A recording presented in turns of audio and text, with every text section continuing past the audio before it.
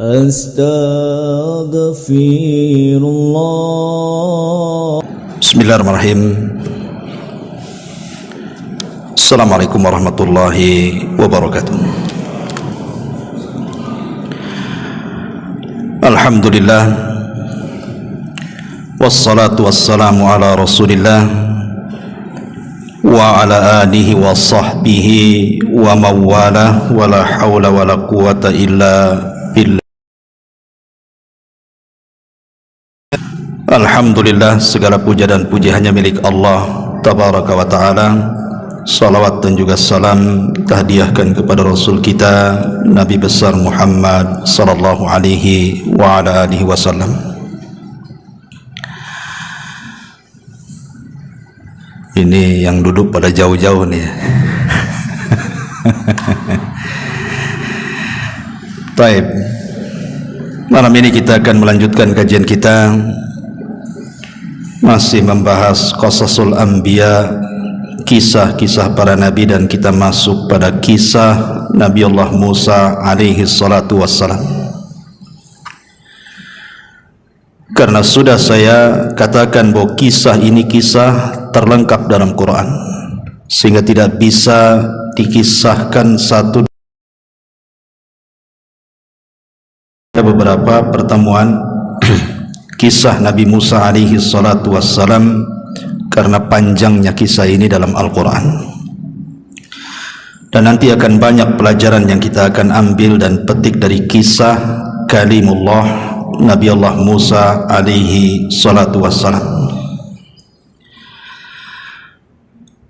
Tetapi kalau kita melihat di dalam Al-Quran, kisah yang paling lengkap itu memang ada di surah Al-Qasas. Nanti banyak kita akan mengutip dari suratul Qasas, karena dalam surat inilah yang cukup lengkap kisah Nabi Musa, dan dalam surat-surat yang lain boleh jadi kita sebutkan untuk pelengkap. Taib, adapun Nabi Allah Musa alaihi salatu wassalam, kalimat Musa sendiri ada yang mengatakan bahwa diambil dari dua kata, mu dan sa. Di dalam Safarul Khuruj, kitab Taurat Perjanjian Lama, bahwa arti mu itu artinya air, dan sa itu diambil dari isis, artinya mukhallis atau mukhallas, yang diselamatkan. Jadi Musa itu adalah orang yang diselamatkan dari air. Itu dari segi bahasa kenapa disebut Musa. Adapun nasabnya, Musa adalah Musa ibnu Imran, ibni Yashur, ibni Qahith, ibni Lawi, ibni Yaqub, ibni Ishaq, ibni Ibrahim alaihi salatu wassalam. Nasabnya sampai kepada Abul Anbiya, Nabiullah Ibrahim alaihi salatu wassalam. Adapun nama ibunya adalah Yuhanad. Itulah yang masyhur menurut ahli kitab. Di sini ada kalimat Musa ibn Imran. Kalimat Imran dalam Al-Quran itu disebut pada dua nama. Pertama, Maryam bintu Imran. Yang kedua, Ali Imran, keluarga Imran. Dan dalam hadis Nabi SAW saat Isra Mi'raj, Rasul menyebut Musa sebagai Musa ibn Imran. Jadi nama Imran itu ada dua, disematkan kepada ayah anda daripada Maryam, dan disematkan kepada ayah anda daripada Musa alaihi salatu wassalam. Tetapi dalam Al-Quran ketika Allah subhanahu wa ta'ala mengatakan innallaha astafa Adama wa Nuhan wa ala Ibrahim wa ala Imran alal alamin, sesungguhnya Allah telah memilih Adam, kemudian Nuh, keluarga Ibrahim, dan keluarga Imran. Dalam ayat ini maksud Imran di sini adalah keluarganya Maryam bintu Imran. Artinya bahwa di sini ada dua Imran. Pertama ayahanda daripada Nabi Musa dan juga Harun, dan yang kedua ayahanda daripada Maryam bintu Imran. Diutus kepada seorang raja yang zalim. Nabi Musa diutus kepada raja yang zalim yang disebut namanya Fir'aun dalam Quran. Tapi Fir'aun itu bukan nama. Fir'aun itu gelar. Siapapun yang berkuasa kala itu bagi penguasa Mesir maka disebut Imran. Karena nama-nama raja Mesir itu ada namanya Akhnatun, ada namanya Ahmas, ada namanya Ramsis. Ada yang mengatakan bahwa Fir'aun di zaman Nabi Musa itu namanya Ramsis yang kedua, Ramsis Ats-Tsani, yang konon katanya yang ditemukan jasadnya dan dimumikan hari ini oleh kerajaan Mesir. Wallahu alam apakah itu Fir'aun yang memang disebutkan kisahnya dalam Quran, Fir'aunnya Musa, ataukah Fir'aun yang lainnya. Tapi ada juga yang mengatakan nama asli Fir'aun adalah Al-Walid ibn Mus'ab. Nama aslinya itu Al-Walid ibn Mus'ab, tetapi digelari Fir'aun, sebagaimana orang-orang Persia menggelari rajanya dengan sebutan Kisra. Kemudian orang-orang Romawi menggelari rajanya sebagai Kaisar, atau orang-orang Ethiopia menggelari rajanya dengan Najasyi, atau orang-orang Yaman kala itu digelari rajanya sebagai Tuba. Maka di Mesir gelar bagi seorang raja itu disebut Fir'aun. Ma'asyiral muslimin yang dimuliakan Allah Subhanahu wa taala. Adapun yang dimaksud Fir'aun di sini bukan Fir'aun di zaman Nabi Yusuf. Di zaman Nabi Yusuf juga penguasanya Fir'aun juga. Tapi Fir'aun di zaman Nabi Yusuf itu Fir'aun yang baik, bahkan mempercayakan kepada Nabi Allah Yusuf dan memuliakan bukan hanya Nabi Yusuf tetapi ayahnya dan keluarganya, sampai mendapatkan tempat yang sangat mulia di Mesir. Tentu karena kedudukan Nabi Allah Yusuf alaihi salatu wassalam. Lah ada yang mengatakan, ma'asyiral muslimin yang dimuliakan Allah Subhanahu wa taala, bahwa ketika Mesir ini dikuasai oleh kerajaan Fir'aun di zaman Nabi Yusuf, kemudian Nabi Yusuf alaihi salatu wassalam tinggal dimuliakan dan keluarganya, maka lahirlah keturunan Yakub di sini. Dari saudara-saudara Nabi Yusuf yang 11 itu lahirlah keturunannya. Lah keturunan-keturunan inilah yang kemudian dalam sejarah disebut cikal bakal Bani Israel. Maka Bani Israel ini terbentuk di saat Nabi Yusuf alaihi salatu wassalam berada di Mesir dan dimuliakan oleh Fir'aun Mesir kala itu. Tapi setelah kemudian Nabi Allah Yusuf alaihi salatu wassalam kemudian meninggal dunia, kemudian berlalunya waktu, akhirnya kemudian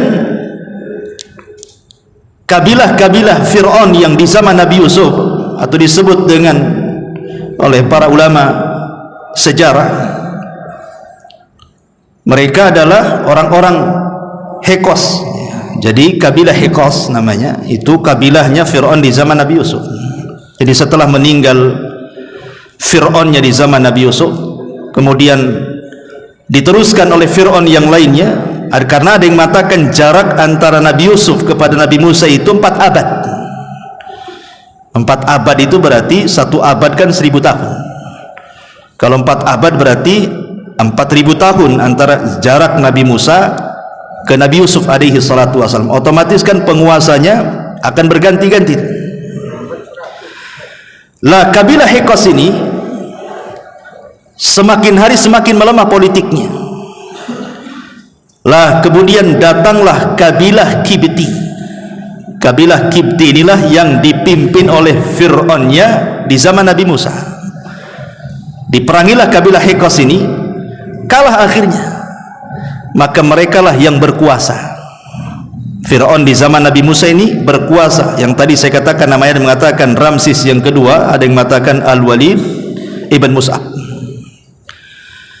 Lah Fir'aun di zaman Nabi Musa ini berbeda dengan Fir'aun sebelumnya.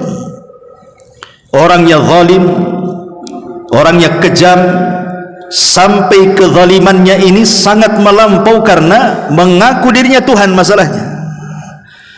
Sampai Al-Quran menyebutkan di dua ayat bersama dalam surah An-Nazi'at ayat 24, bagaimana Allah menghikayatkan ucapan lancang Fir'aun dan mengatakan, ana rabbukumul a'la, saya Rabb kalian yang maha tinggi. Dan disebutkan dalam surah Al-Qasas juga, Fir'aun mengatakan, ma'alimtu lakum min ilahin ghairi, aku tidak tahu ada Tuhan selain aku, katanya.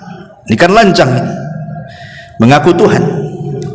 Makanya Fir'aun ini sangat kejam, lancang kepada Allah Azza wa Jal, sehingga melahirkan tabiat-tabiat yang buruk. Lah Nabi Musa alaihi salatu wassalam diutus kepada orang sekejam ini. Disebutkan di dalam suratul Qasas, Allah Subhanahu wa taala berfirman, a'udzu billahi minasyaitonir rajim, bismillahirrahmanirrahim, ta sin mim, tilka ayatul kitabil mubin, natlu 'alaika min naba'i Musa wa fir'auna bil haqq liqaumi yu'minun. Ta sin mim, ini huruf hijaiyah yang terpotong-potong. Selalu Allah Subhanahu wa taala di beberapa surat dalam Al-Qur'an dimulakan dengan huruf-huruf hijaiyah seperti ini: Toha, Yasin, Nun, Alif Lam Ra, Alif Lam Mim, selalu. Dan apa fungsinya? Secara makna kan tidak ada, karena itu huruf-huruf hijaiyah yang terputus-putus. Pendapat yang kuat dari ahli tafsir, diletakkannya huruf hijaiyah yang terputus-putus di permulaan Quran itu, Allah Subhanahu wa taala hendak menantang khususnya kepada orang-orang Arab, karena Quran kan bahasa Arab, karena Quran turun di Arab, khususnya menantang kepada orang-orang Arab, umumnya menantang semua manusia, bahkan manusia dan jinnya. Al-Quran ini terangkai dalam bahasa Arab, dan tidak ada bahasa di dunia sefasih bahasa Arab. Makanya Quran menggunakan bahasa terfasih sepanjang sejarah bahasa manusia yang ada di dunia. Quran menantang. Jadi Allah Subhanahu wa taala seolah-olah ingin mengatakan, ni Quran terangkai dari huruf-huruf hijaiyah, dari alif ba sampai ya. Huruf-hurufnya sudah kalian hafal. Rangkailah Al-Quran, buatlah semacam rangkaian Al-Quran dengan huruf-huruf hijaiyah itu, kalau kalian sanggup. Sampai hari ini belum ada orang yang sanggup merangkai kalimat dari huruf hijaiyah seperti Quran. Sampai hari ini, bahkan Allah tantang, datangkan 10 ayat saja ataupun 1 surat, nggak ada yang sanggup. Makanya kalau ada huruf-huruf potongan huruf-huruf hijaiyah, alif lam mim dzalikal kitab, alif lam mim itulah Al-Quran, nun wal qalami wa ma yasturun, wa ma yasturun artinya Al-Quran. Ya, selalunya itu setelahnya pasti bicara Quran, karena seolah-olah ingin menantang, buat semisal Quran kalau kalian sanggup. Bahkan Allah mengatakan, fad'u syuhada'akum in kuntum shadiqin. Ambil semua orang-orang yang sepakat dengan kalian, mau profesornya, mau doktornya, mau orang cerdasnya, mau orang cerdik pandainya, buat semacam Quran, tidak akan sanggup in kuntum shadiqin. Kemudian Allah mengatakan, natslu 'alaika min naba'i Musa wa fir'auna bil haqq liqaumi yu'minun. Kami akan membacakan kepada Muhammad sebagian dari kisah Musa dan juga Fir'aun dengan kebenaran bagi orang-orang yang beriman. Jadi kisah ini bukan kisah dongeng. Allah mengatakan bil haq, dengan kebenaran. Memang benar adanya, kisah ini pernah terjadi, kemudian dikisahkan oleh Allah Azza wa Jalla. Karena Quran itu bukan sebagaimana perkataan orang-orang jahiliyah, asatirul awalin, itu dongengnya orang-orang dulu. Tidak, Quran itu bukan dongeng. Quran itu kisah nyata yang Allah kisahkan kepada kita untuk diambil ibrahnya. Tetapi karena Al-Quran sendiri adalah kitab,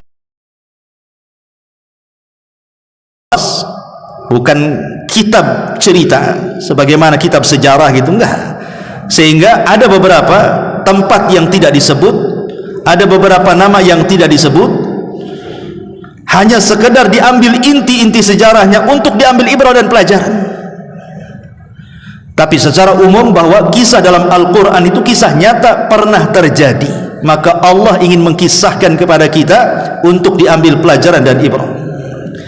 Kemudian Allah katakan, inna fir'auna ala fil ardi wa ja'ala ahlaha syi'an yastad'ifu ta'ifatum minhum yudhabbihuna abna'ahum wa yastahyi nisa'ahum innahu kana minal mufsidin. Sesungguhnya Fir'aun telah berbuat sewenang-wenang di permukaan bumi ini dan memecah belah penduduknya dengan menindas sekelompok dari mereka dengan cara menyembelih anak laki-laki mereka dan membiarkan hidup anak perempuan mereka. Sesungguhnya Fir'aun termasuk orang-orang yang berbuat kerusakan. Jadi satu hari Fir'aun ini membuat undang-undang, dikumpulkan seluruh pejabatnya. Fir'aun mengatakan bahwa aku dengar bahwa akan ada orang yang akan menggulingkan kekuasaanku, dan itu dari keturunan Bani Israel. Maka kekhawatiranku semakin menguat. Bagaimana menurut kalian? Akhirnya para pejabat di sekeliling Fir'aun pun mereka saling berpendapat yang akhirnya melahirkan keputusan, kalau begitu kita bunuh saja anak-anak Bani Israel yang laki-lakinya dan biarkan yang perempuannya.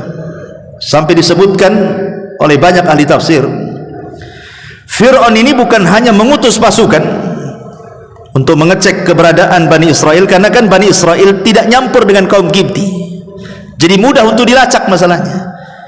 Jadi mereka itu memang ditempatkan di sebuah tempat tidak nyampur dengan kaumnya Fir'aun, kaum Qibti itu, sehingga kalau ingin datang ke Bani Israel mudah.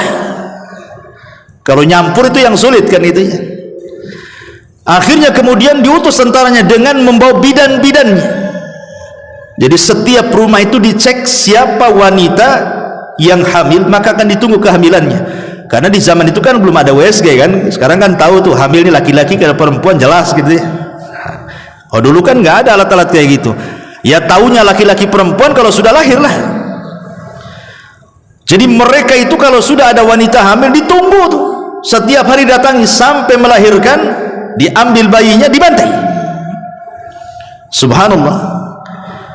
Membunuh anak ini tentu akan menjadi bekas yang sangat menyedihkan bagi orang tuanya, apalagi dibunuh di hadapannya.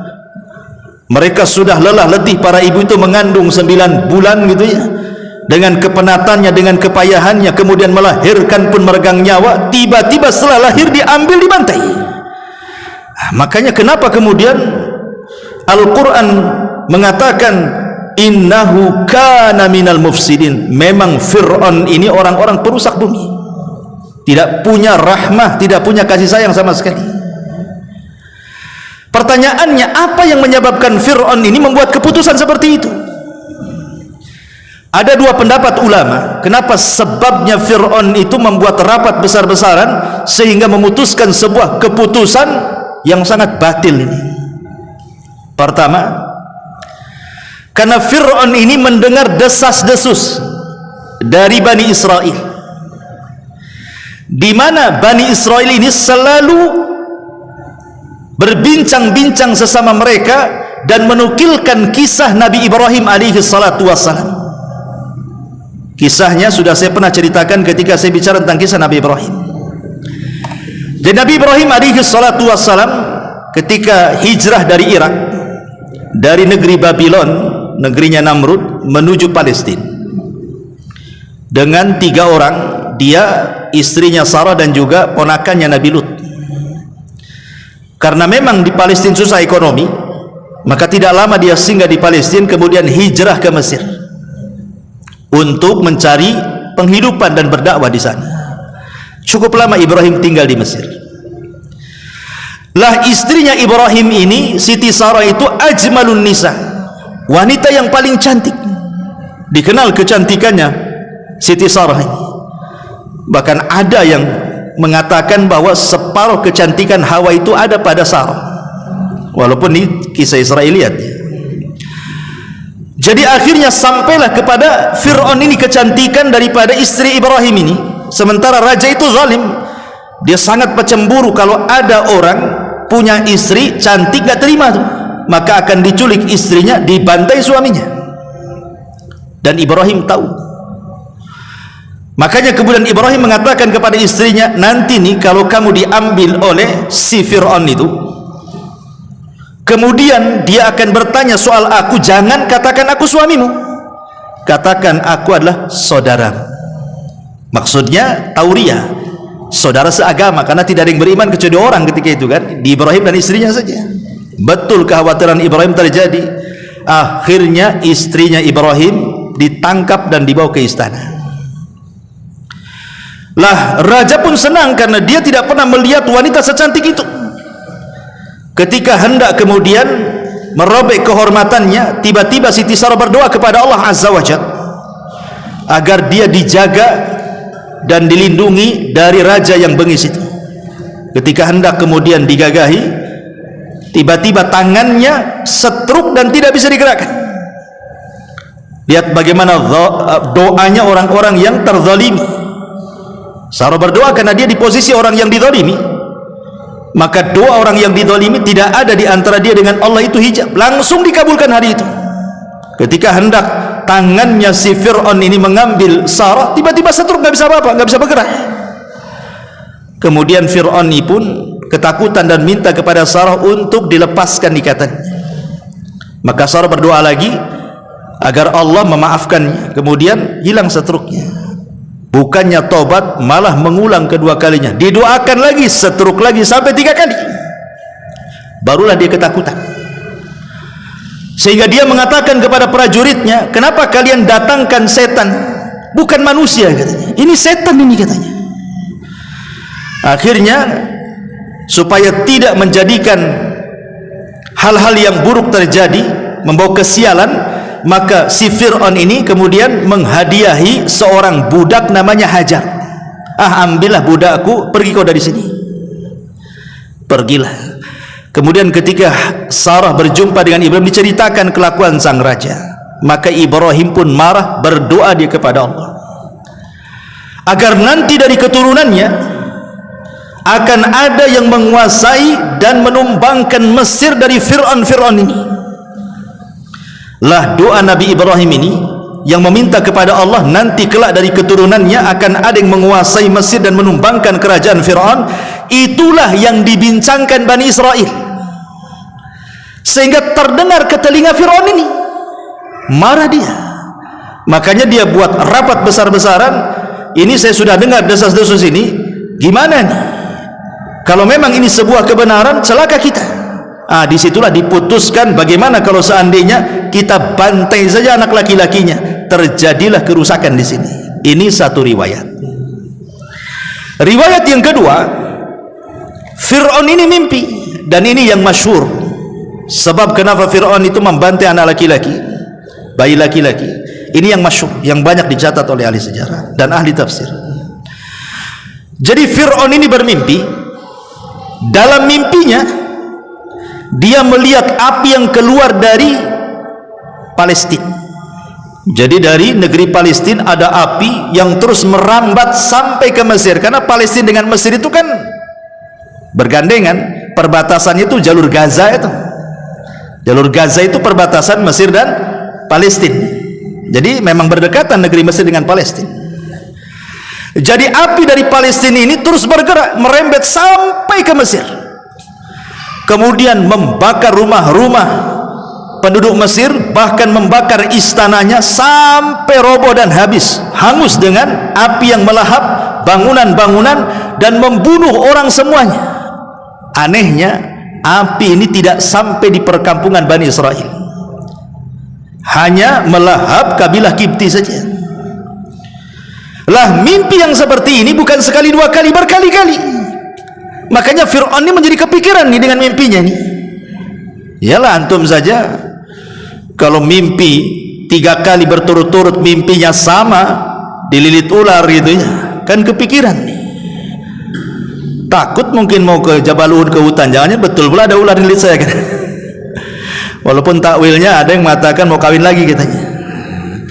Tapi kita katakan bahwa Fir'aun ini kepikiran dengan mimpinya terus. Akhirnya dikumpulkanlah saharahnya itu, tukang-tukang sihir, karena di zaman itu memang sihir itu adalah ilmu yang banyak dipelajari di Mesir.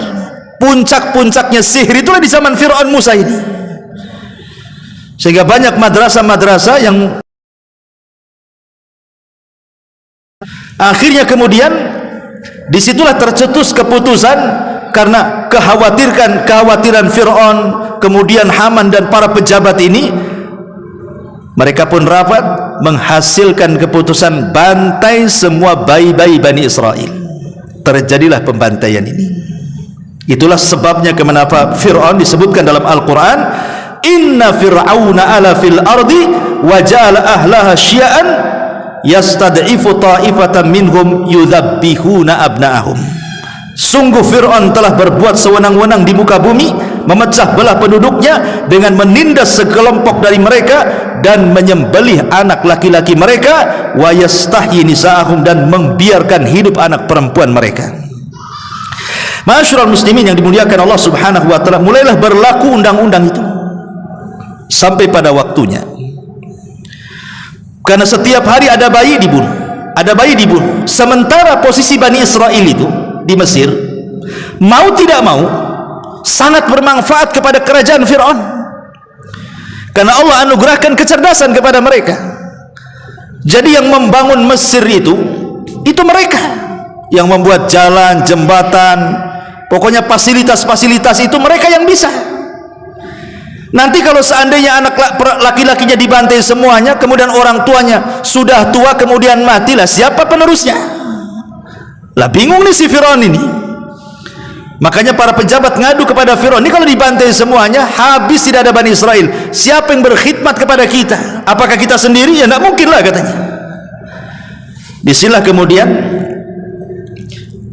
para penggawanya Fir'aun, para pejabatnya Fir'aun datang kepada Fir'aun dan mengatakan, falau qatalna kullal atfal adzukur lan najida man yahdimuna. Wahai Fir'aun, kalau kita bantai semua anak laki-lakinya dan membiarkan orang tuanya sampai tua, sampai mati, lalu siapa yang akan membantu kita?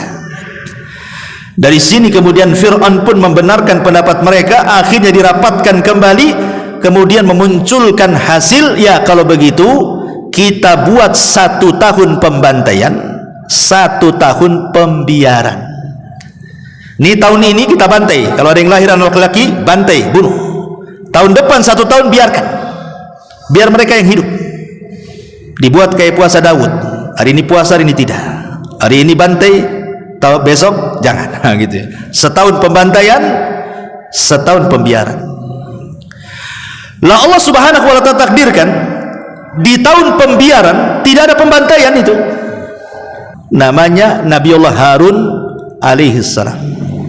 Selamat Harun, tidak dibantai, ya. 1 tahun setelahnya ibunya Harun hamil lagi. Rupanya kehamilannya ini kelak akan melahirkan Nabi Musa, tapi karena Allah sudah mempersiapkan semuanya, memang itulah yang kelak akan jadi seorang nabi dan menumbangkan kekuasaan Fir'aun.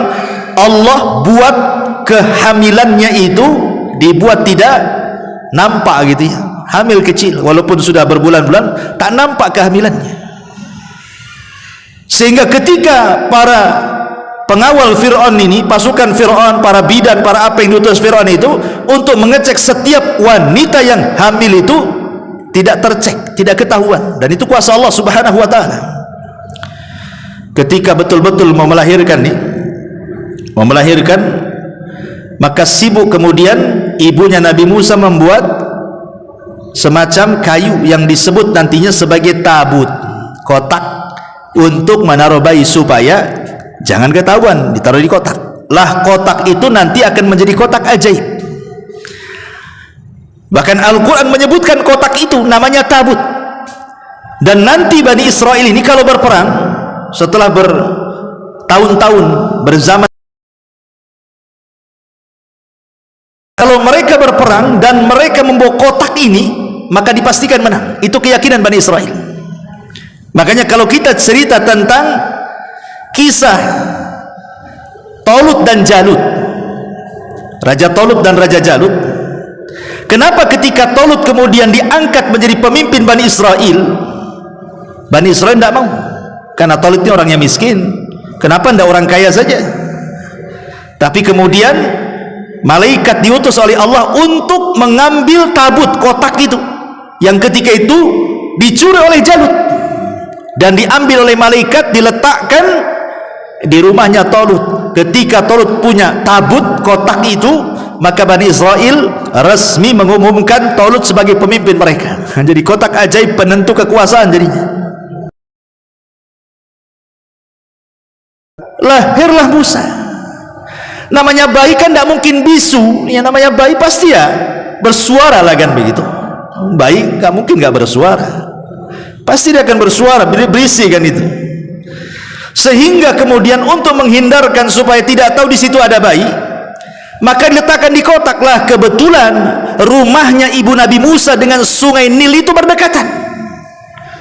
Dekat antara rumah dia dengan sungai Nil itu. Makanya kemudian sengaja kotak itu kemudian diletakkan di sungai Nil, kemudian diikat tali.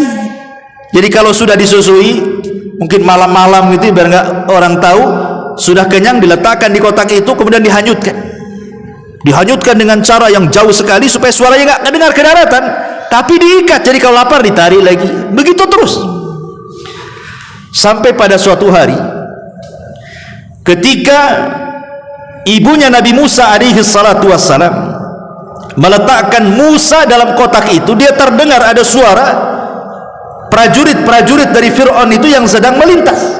Ketakutan dia, akhirnya dia lupa mengikat. Dia langsung tinggalkan gitu saja. Lah karena lupa mengikat, otomatis akhirnya kotak itu hanyutlah di sungai Nil itu. Subhanallah, Allah subhanahu wa ta'ala betul-betul lindungi Nabi Musa, dan memang sudah Allah persiapkan. Semua adalah kehendak Allah subhanahu wa ta'ala. Padahal kotak itu namanya kotak kayu, di sungai yang sangat deras bisa saja kemudian tergulung ombak, ataupun mungkin terguling, kemudian Musa keluar dari kotak dimakan ikan. Ya, sesuatu yang mustahil bisa saja jadi mungkin semuanya. Tetapi sekali lagi bahwa Allah subhanahu wa ta'ala maha kuasa, semua atas kehendak Allah. Kotak itu tidak tenggelam. Inilah yang kemudian menjadikan kelak Nabi Musa sangat yakin bahwa dia akan ditolong Allah. Kapan itu? Ketika nanti kisahnya jauh, saat membawa Bani Israel lari dari Mesir ke Palestina, kemudian terhadang dengan lautan, Laut Merah. Musa nggak bisa nyebrang, Bani Israel nggak bisa nyebrang kan? Sementara tentara Fir'aun sudah di belakangnya. Bani Israel ketakutan dan mengatakan, inna lamudrakun. Musa, kita sudah terlihat tentara, di belakang tentara kita habis nih, depan pula lautan. Tapi Musa dengan yakinnya dia mengatakan, inna ma'iya rabbi sayahdi. Ingat, kebersamaan kita dengan Allah, pasti Allah akan menunjukkan jalan kita untuk melewati lautan ini. Kenapa Musa sangat yakin? Karena Musa teringat dulu waktu bayi, dia terombang-ambing di sungai Nil, Allah selamatkan. Musa belum punya kekuatan berenang pun tidak bisa, dia masih bayi, tapi Allah selamatkan dia sehingga tidak tenggelam. Sekarang Musa sudah dewasa, sudah jadi nabi, sudah jadi rasul, kalimullah, ulul azmi, macam-macam gelar kepada Nabi Musa. Tidak mungkin Allah membiarkan. Dengan sangat yakin dia menghibur Bani Israel, tenang, jangan panik, jangan takut, kebersamaan Allah dengan kita, pasti Allah akan selamatkan kita. Lah kotaknya ini terhanyut. Subhanallah, sampailah kemudian di samping istana Fir'aun. Ada kisah Israiliyat. Tentu kisah ini tidak perlu dibenarkan, tidak perlu didustakan. Namanya kisah Israiliyat sebagai pelezat cerita. Karena kita orang Islam ini berpatokan dengan Quran, dan sunnah Nabi SAW. Tapi Rasul mengatakan hadithu an Bani Israel wala haraj, tidak mengapa ceritakan tentang kisah Bani Israel, hanya sebagai pelezat kisah saja, bukan sebagai patokan pegangan. Jadi Fir'aun itu tidak punya anak laki-laki, semua anak Fir'aun itu perempuan. Jadi anak perempuan Fir'aun yang satu itu sakit, berbagai macam obat sudah diobatkan, berbagai macam tabib sudah didatangkan, berbagai macam dukun, tukang sihir sudah didatangkan, tidak sembuh-sembuh, tidak mau sembuh anak itu. Rupanya ada peramal yang meramalkan bahwa anak ini akan sembuh bila mana disentuhkan dan diusap dari kotak yang pertama hanyut di Sungai Nil. Rupanya apa yang dikatakan peramal ini menjadi kenyataan. Rupanya di Sungai Nil ada kotak. Mereka tidak tahu itu isinya bayinya Nabi Musa kan itu. Jadi oleh para penjaga ini diambillah kotak itu. Mereka tidak berani membuka kotak itu. Kenapa? Kalau seandainya isinya emas, isinya perhiasan, nanti mereka dituduh mencuri perhiasan kan itu. Makanya nggak berani buka kotak itu. Sampai dihadapkan kepada istri daripada Fir'aun, namanya Asiyah bintu Muzahim. Ketika itu masih kufur beragama Fir'aun, karena belakangan Asiyah bintu Muzahim beriman kepada anak angkatnya Nabi Musa, bahkan menjadi satu di antara 4 wanita terbaik dunia yang disabdakan Nabi SAW, kamula minar rijal kathirun walam yakmul minan nisa illa arba'ah. Laki-laki sempurna itu banyak, tapi perempuan yang sempurna cuma 4. Pertama Asiyah bintu Muzahim diletakkan di urut pertama, yang kedua Maryam bintu Imran, yang ketiga Khadijah bintu Khuwailid istri Nabi, dan yang keempat Fatimah bintu Rasulullah SAW. Jadi kelak Asiyah itu menjadi wanita terbaik dunia. Tapi kala itu masih kufur, karena Musa masih kecil baru jadi nabi. Ketika melihat bayinya yang terdapat dalam kotak itu, subhanallah, Allah subhanahu wa ta'ala berikan mukjizat kepada Nabi Musa tuh. Mungkin bahasanya bukan mukjizat, irhasat. Ada irhasat, ada mukjizat. Kalau irhasat itu kejadian-kejadian aneh sebelum diangkat menjadi nabi. Seperti Nabi SAW kan, ketika dalam kandungan ibundanya terjadi perang gajah. Karena jarak dari perang gajah, perang Abrahatul Asram itu yang menyerang Ka'bah itu, dengan kelahiran Rasul itu dekat jaraknya, hanya 1,5 bulan atau 50 hari saja lahir Nabi. Itu nama irhasat namanya. Lah ini juga sama, Musa diberikan irhasat. Jadi Asiyah bintu Muzahim sekali mandang Nabi Musa, langsung ditanamkan dalam hatinya perasaan senang, cinta, bahagia gitu. Pertama karena tidak punya anak laki-laki, perempuan, tiba-tiba depannya ada bayi laki-laki. Subhanallah. Langsung kemudian diambil. Ketika diambil, datang pula si Fir'aun, langsung menyuruh penjaganya untuk apa? Untuk membunuh bayi itu. Kenapa? Karena itu berada di tahun-tahun pembunuhan kan? Masih berada di tahun-tahun pembunuhan. Makanya Fir'aun langsung mengatakan, bunuh bayi itu. Jangan-jangan itu yang dimaksud bayi yang dalam mimpiku, katanya. Ma'asyiral muslimin yang dimuliakan Allah subhanahu wa ta'ala. Lah, sampai-sampai kemudian Asiyah bintu Muzahim diterangkan dalam Al-Quran, dalam surah Al-Qasas ayat 9-nya, apa kata dia? Wa qalat imra'atu fir'auna qurratu aynin li walak la taqtuluhu asa an yanfa'ana aw nattakhidahu waladan wa hum la yash'urun. Dan berkatalah istri Fir'aun, jangan bunuh. Anak ini akan menjadi penyejuk mata bagiku dan bagimu, wahai Fir'aun. Janganlah engkau membunuhnya. Mudah-mudahan kelak anak ini akan bermanfaat bagi kita, dan juga anak ini akan kita angkat sebagai anak angkat. Kemudian Allah katakan, mereka tidak sadar bahwa yang dimaksud mimpinya Fir'aun ini adalah bayi itu. Ibnu Abbas radhiyallahu anhuma ketika memberikan catatan kepada ayat ini, Jadi ketika istrinya Fir'aun mengatakan qurratu ainin walad, qurratu ainin li walad, mudah-mudahan anak ini menjadi penyejuk mataku dan matamu, apa kata Fir'aun? Tidak, bal qurratu ainin lak wa laysa li. Kata Fir'aun, dah, itu hanya menyenangkan hatimu saja dan tidak menyenangkan hatiku.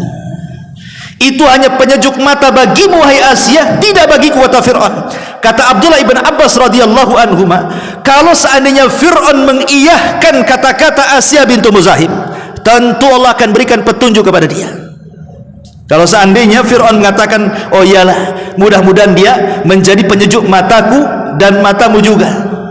Kalau sampai Fir'aun mengatakan seperti itu, maka kata Abdullah ibn Abbas, lahadahullah, si Fir'aun itu. Tetapi karena Fir'aun mengatakan, itu kan penyejuk matamu, tidak menjadikan penyejuk mataku, maka anak ini hanya bermanfaat kepada ibunya saja, Asia bintu Muzahim. Karena belakangan Asia bintu Muzahim beriman kepada Nabi Musa, dan dia menjadi wanita terbaik di dunia, dan dia dibangunkan satu istana di sorga. Saat dia dibunuh oleh Fir'aun, sebelum mati, saat nazak, istrinya Fir'aun kemudian berdoa kepada Allah, Rabbi ibnili indaka baitan fil jannah, ya Rabb, bangunkan untukku satu istana di sorga. Sebelum wafatnya Allah perlihatkan istananya, kemudian dia mati. Itulah kenapa perkataan itu bisa jadi doa, ikhwan. Makanya kata-kata itu harus dijaga. Kalau bisa yang keluar itu kalimat-kalimat doa, kalimat-kalimat santun, jangan kalimat-kalimat kasar, celaan, laknat. Jangan-jangan itu sebuah doa. Lihat, gara-gara ngomong begitu jadi doa tuh. Ketika Fir'aun kemudian menolak, jadi doa buruk juga sebagai si Fir'aun, nggak dapat hidayah dia, sampai mati dia su'ul khatimah. Ma'asyiral muslimin yang dimuliakan Allah subhanahu wa ta'ala, kembali kepada kisah ceritanya Ummi Musa, ibunya Nabi Musa. Bayangkan ketika kotak itu sudah hilang, hilang, bagaimanapun seorang ibu itu akan sayang kepada bayinya. Makanya dahulu dalam perang Hunain, di zaman Rasul, perang Hunain, kan Rasul memenangkan perang itu dan mendapatkan ghanimah banyak, dan tawanan-tawanan wanita-wanita kafir itu banyak.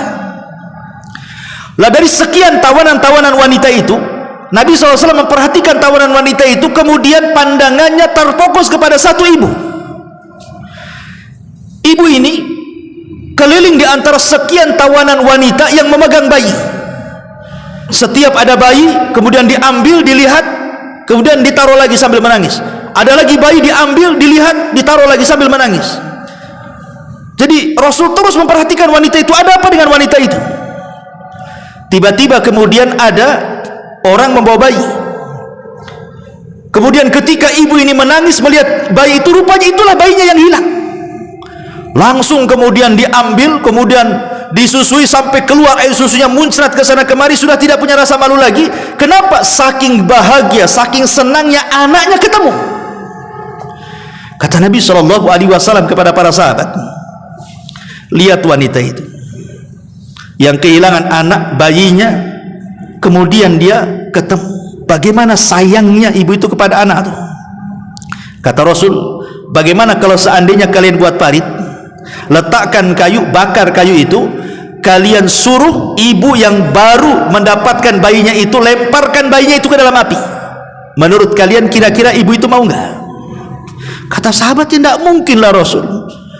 Kehilangan bayinya sudah sedih, sudah menangis, sekarang sudah didapati bayinya dan sangat bahagia, kemudian diperintahkan untuk melemparkan bayinya. Mustahil wa Rasul, kecuali kalau kita paksa, kita ambil paksa, kita lempar, ya mungkin lah. Tapi kalau kita suruh lempar bayi, mana bisa? Ibu itu sudah sayang betul dengan bayinya. Kata Nabi SAW kepada para sahabatnya, wallah arhamu bi ibadi, Allah lebih sayang dengan hamba-hambanya dibandingkan ibu itu dengan bayinya. Allah lebih sayang dengan hamba-hambanya dibandingkan ibu itu dengan bayinya. Kenapa Rasul mempermisalkan ibu itu dengan bayinya? Karena seorang ibu kalau kehilangan bayi itu sedihnya luar biasa. Kalau antum bapak ya biasa saja, ya sedih-sedih, tapi tidak sesedih ibu kan begitu ya. Ma'asyiral muslimin yang dimuliakan Allah Subhanahu wa taala. Lah itulah yang dirasakan siapa? Ibunya Nabi Musa alaihi salatu wassalam. Sampai-sampai Allah katakan dalam surah Al-Qasas ayat 10-nya, wa asbaha fuad ummi Musa farigha in kadat la tubdi bihi laula an rabatna ala qalbiha litakuna minal mu'minin. Dan menjadi hampalah hati ibunya Nabi Musa. Sudah nggak ada harapan lagi, sudah kosong hatinya. Bayinya yang dicintainya sudah hilang, entah kemana, sudah hilang harapannya semuanya, sudah putus asa ibunya Nabi Musa ini. Kemudian hampir-hampir saja ia benar-benar membeberkan rahasia tentang Musa, seandainya tidak kami teguhkan hatinya agar dia termasuk orang-orang yang percaya kepada janji Allah Subhanahu wa taala. Ma'asyiral muslimin yang dimuliakan Allah Subhanahu wa taala, karena begini. Jadi ketika ibunya Nabi Musa alaihi salatu wassalam hendak meletakkan Musa dalam kotak itu, kemudian dihanyutkan di sungai Nil dan ditali. Jadi Allah Subhanahu wa taala menggambarkan, wa auhayna ila ummi Musa an ardi'i fa idza khifti alaihi fa alqihi fil yam wa la takhafi wa la tahzani inna raduhu ilaik wa ja'iluhu minal mursalin faltaqatahu alu fir'auna liyakuna lahum aduwwan wa hazana inna fir'auna wa hamana wa junudahuma kanu khati'in. Dan kami wahyukan, maksudnya kami ilhamkan kepada ibunya Nabi Musa, susuilah dia ketika baru lahir itu, dan apabila kamu takut dan khawatir kepada Fir'aun dan tentaranya, hanyutkan saja dia di sungai Nil. Makanya dia langsung buat kotak, kemudian dihanyutkan dan ditali gitu ya.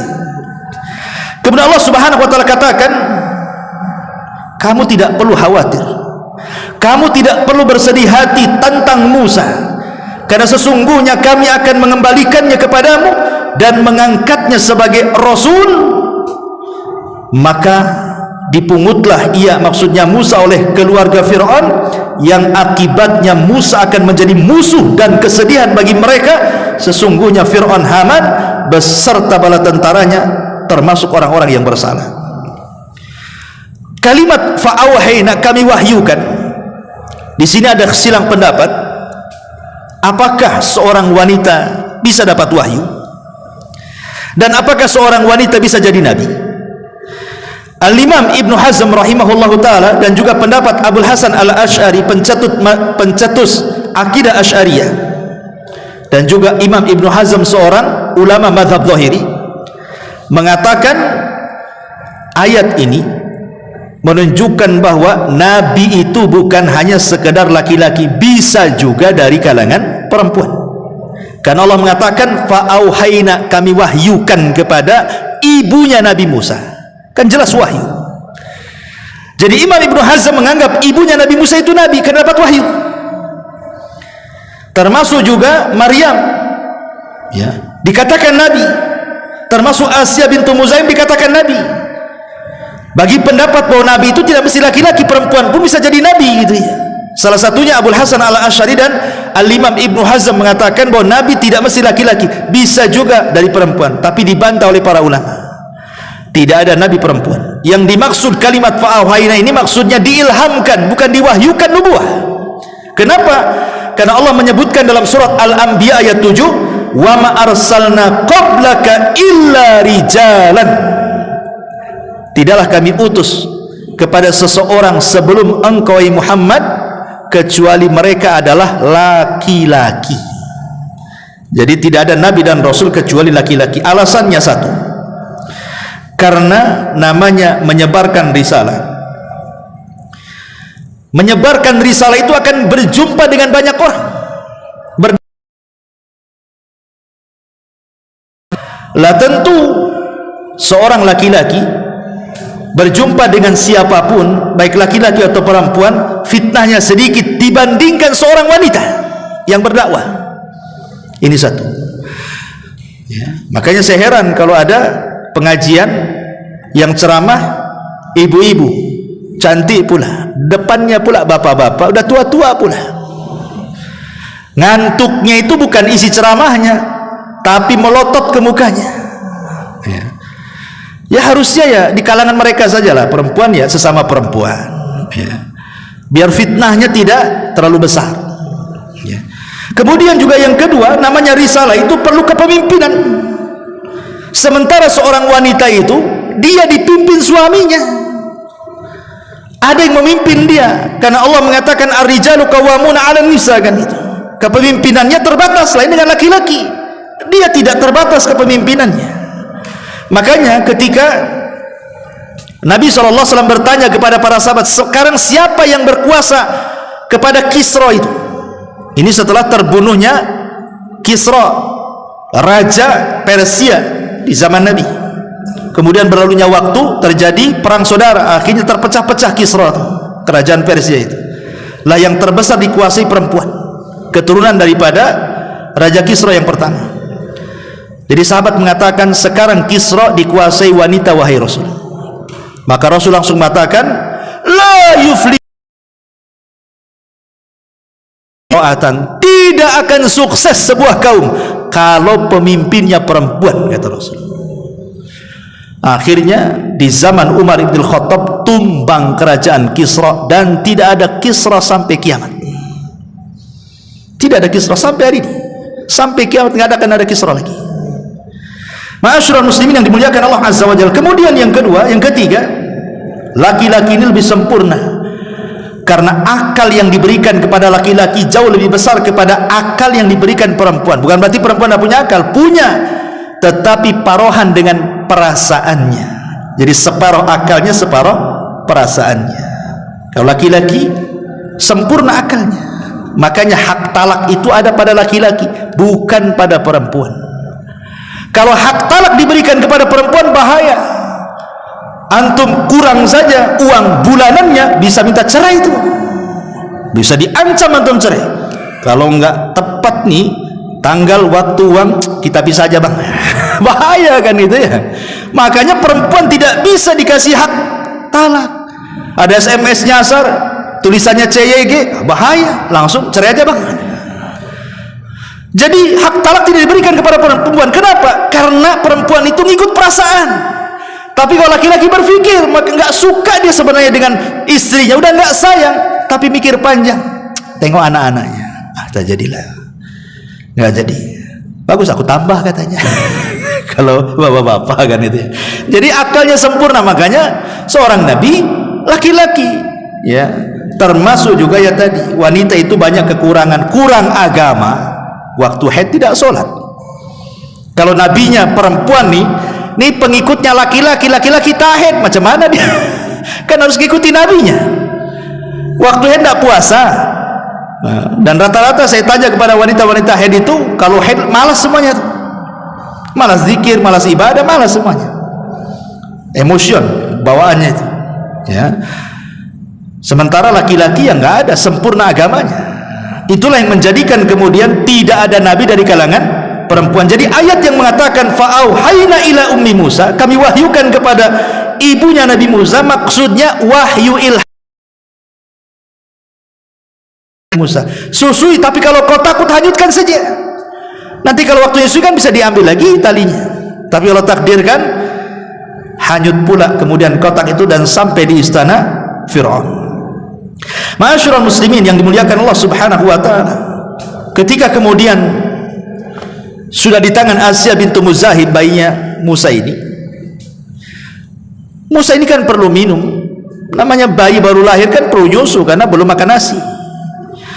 Jadi dia mencari orang-orang istana, dayang-dayang istana yang punya bayi yang keluar air susunya itu, cobalah disusukan kepada mereka untuk jadi ibu susuannya. Subhanallah, qadarullah, tidak ada satupun wanita yang punya anak yang keluar air susunya yang diminum susunya oleh Nabi Musa. Semua ditolak.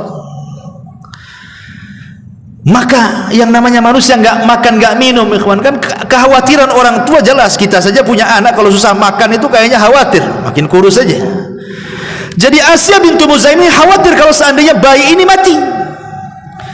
Mulailah dia kemudian mengumumkan kepada seluruh wanita Mesir, siapa yang air susunya mau diminum oleh anakku Musa, aku akan berikan hadiah sekian dan sekian. Dibuat sayembara tuh. Oh, datang ibu-ibu dari mana-mana. Sampailah kabar ini terdengar kepada siapa? Keluarga ibunya Nabi Musa. Allah mengatakan, wa qalat li ukhtihi kussihi fabasurat bihi an junubin wa hum la yash'urun. Dan berkatalah ibunya Nabi Musa kepada saudaranya Musa. Maksudnya Musa ini punya saudari perempuan selain daripada Harun. Cobalah kamu ikuti berita ini. Ini ada berita ini dari istana, kalau ada bayi perlu air susu. Cobalah kamu cek ke sana, kamu intai. Jangan-jangan itu bayi kita. Ya. Akhirnya kemudian saudarinya Nabi Musa ini mulai kemudian mencari-cari. Maka akhirnya ketemu pula sampai ke istana, kemudian menawarkan diri bahwa dia punya ibu, keluar air susunya. Bagaimana kalau saya datangkan, mudah-mudahan anak ini mau nyusu. Ya coba saja lah kan, karena semua wanita sudah dicoba tak mau. Subhanallah. Didatangkanlah ibu aslinya Nabi Musa. Ketika Musa kecil ini netek, langsung pula mau, langsung mau. Sebenarnya kita tahu bahwa Bani Israel di mata kabilah Kibti itu rendah, sangat rendah. Makanya dihinakan, dibunuh pula gitu anak-anaknya, diperbudak, kan rendah. Lah sekarang yang menyusui adalah wanita yang dianggap budak, kan itu masalahnya. Tapi karena memang itulah satu-satunya wanita yang mau air susunya diminum oleh Nabi Musa, ya mau tidak mau akhirnya dia pula dari Bani Israel yang menyusui. Inilah yang menjadikan terangkatnya derajat Bani Israel gara-gara Nabi Musa menyusui kepada ibu. Akhirnya Bani Israel terangkat derajatnya, sehingga kebencian Fir'aun dan juga kaum Kipti kepada Bani Israel itu mengurang. Penyiksaannya dikurangi, pembunuhannya dikurangi gitu ya. Kenapa? Nih ibu angkatnya Bani Israel, ya, walaupun itu ibu-ibu aslinya kan itu. Nah, ini juga satu kemuliaan, gara-gara Musa bayi terangkatlah derajat Bani Israel. Kemudian Asyah bintu Muzahim meminta agar dia tinggal di istana, tapi ditolaknya. Alasannya dia punya keluarga, dia punya suami, dia punya anak, nggak mungkinlah saya tinggal di istana. Maka kemudian diizinkan untuk dibawa pulang dengan syarat setiap hari harus dibawa. Jadi kalau sudah disusui kenyang, bawa ke istana, ditengokin sama ibunya. Kemudian besoknya dia bawa pulang, begitu setiap hari sampai genap 2 tahun. Karena bayi itu menyusui sampai 2 tahun sempurna. Lah ketika sudah genap 2 tahun, sudah tidak perlu berhajat kepada, diambil kan begitu, sudah nggak ada hubungan lagi dengan ibu susunya. Maka sebagaimana janji Asyah bintu Muzaim di awal, siapa yang air susunya bisa diminum oleh anakku maka akan dapat hadiah sekian-sekian, dia umumkan kepada istana, hari ini hari pengambilan anakku, maka kalian harus memberi hadiah kepada ibunya Nabi Musa ini, ibu angkatnya, padahal ibunya. Subhanallah, ini yang memerintahkan ratu atas izin Fir'aun lagi. Ya, pejabat-pejabat mau tidak mau kasih hadiah lah kan begitu. Jadi orang-orang Mesir dari mana-mana berbondong-bondong bawa hadiah. Kemana? Untuk dikasihkan kepada ibunya Nabi Musa. Sampai dikisahkan dalam sejarah itu, saking panjangnya itu terbentang dari rumah sampai ke istana tuh yang ngasih hadiah tuh. Luar biasa, jadi kaya jadinya kan.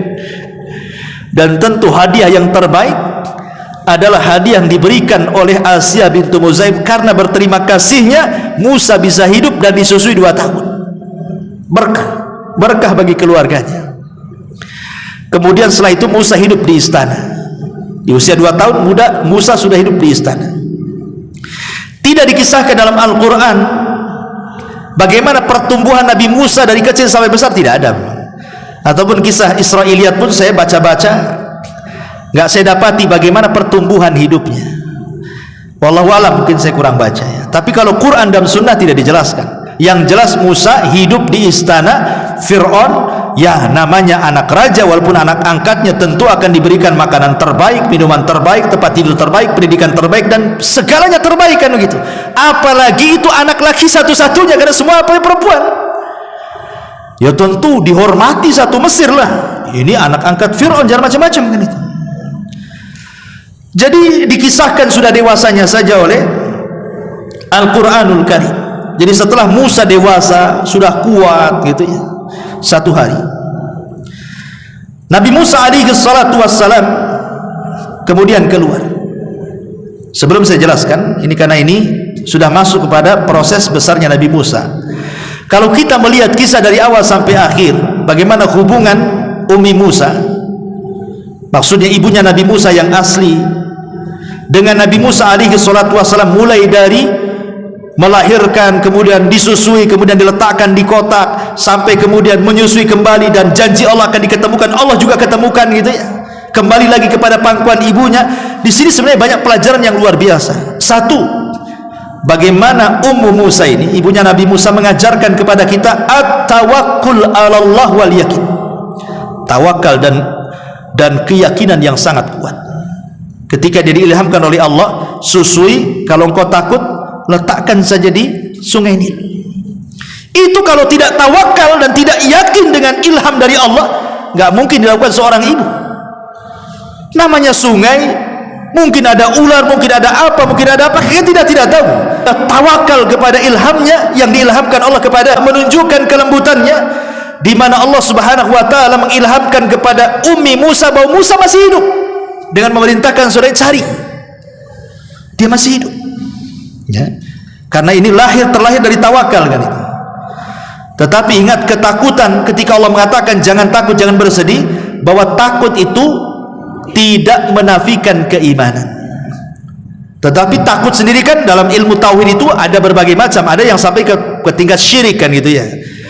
Tetapi ada takut ibadah dan ada takut tabiat, seperti takut ketemu harimau, takut jumpa sama preman gitu ya, takut lewat kuburan. Nah itu tabiat, nggak syirik. Antum lewat Tamiang nih, dari sini ke Batu Haji kan lewat kuburan Tamiang, saking takutnya dari 60 digas sampai 120.